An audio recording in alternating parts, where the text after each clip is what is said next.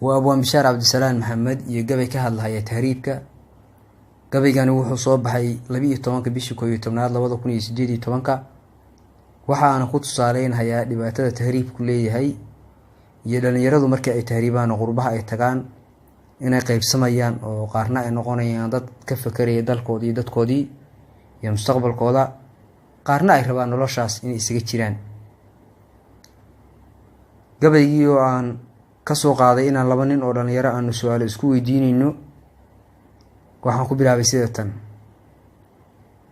hoyaalayay hoyaalayay hoyaalayay hoye hoyaalayay hoyaalayay hoyaalayay hoye hoyaalayay hoyaalayay hoyaalayay hoye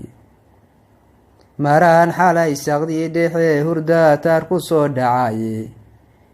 dambaaliyo fariin baa ka timid Yurub dhankeedaasi nin qurbaha u dhoofa warkan iga soo dhacay Bishaar dhageysu yiri waan dhaqsanayay hadalkayga dhuuxooy maqal yuusan ka dhumine markaan ku dhigdhigo baan tashiga ka dhur sugayay waxaan iri dambaalkaad wadiyo talada dhofkaagii wixii dhacay intii aadaan dhulkan dhaafin guudihiisa dhabahaad martiyo halis wixii dhibi ku soo gaartay dhinacaas wacal baliga si ana ku dheeraane wuxuu yiri dhibtaan soo mariyo hawlihii dhacayay kumaan dhammayn karo xitaa dhowr maro kale intii ugu dhanaanayd baan kaga dhacayay waxaan iri dhaqso hadalka qaar yuusan ka dhumine dadegaysanaya jiro dhoofu cilqabaye bal raabada sugaysiyo u sheeg siliica dhowraay dhulku male dhir loo sii harsado soco daarareede dhimbil iriidu weeyo naftuba way ka dhicine dhadhaamada biyaha waad ka goyn dunigana daaye waxaan iri waxba ay dhimane maadamayn hadaale saxaraha ninkii dhaafeen dhimane weydaarta dhibtaa liibiyiyo taal xabsiga hoosba loogu dhaadhac isagoo qalbiga lagu dhifto dhabu ilmaynaya buu yiri qolba lagu dhexgeyn dhaawac horayaale dharaartii ilaa dhowr mar baa dhiig laga qubine dharaartii ilaa dhowr mar baa dhiig laga qubine dhaqsa lacagu keenbay ku oran dhowr kun kor u dhaaftay waxaan iri ninkii aan dhiibi karin ehelna dhowraynin aan wuxuu dhaho aqoonso ku dhiman maayo mise way iska dhaafaan markii dhowr wax laga qaato wuxuu yiri dubaalala dhaca kaan dhulkii wicine haddaan waaridkii soo dhaqsanee dhiibin lacagtiisa beerkiyo kaliyaha dheemanka laga dhudsiibay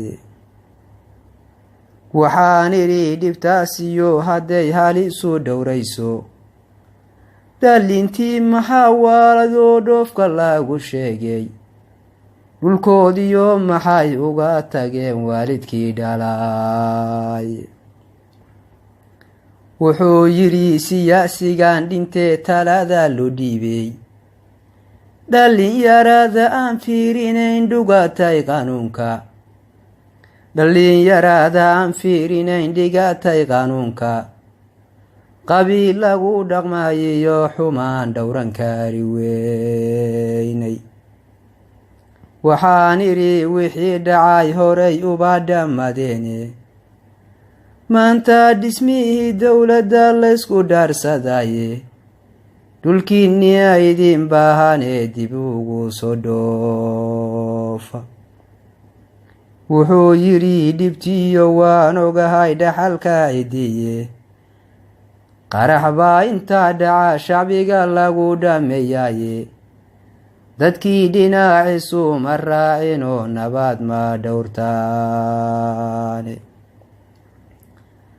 waxaan idhi dhulkiiyo ciiddu waa dhaxal inoo yaale haddaynaanu dhimanoo inagu dhowrin sharaftiisa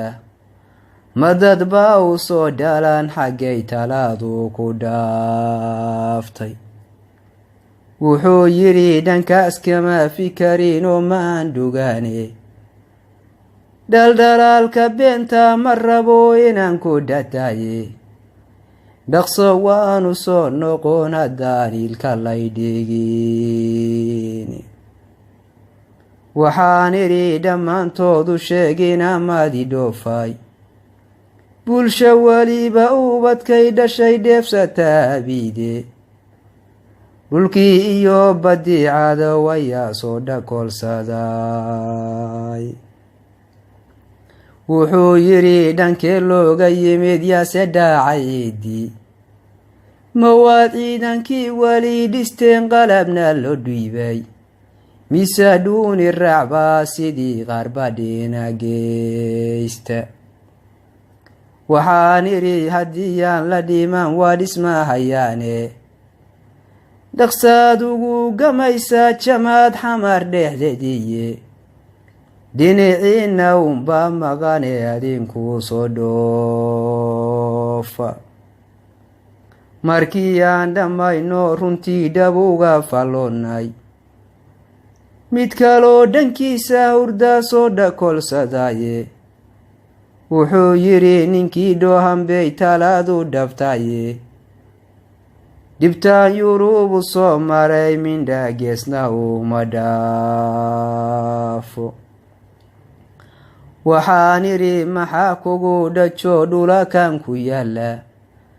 tacliin maadan dhiiganoo cidlaad weli dhaakoshaye dhaqaalana ma aad yeelan iyo dheeman iyo luule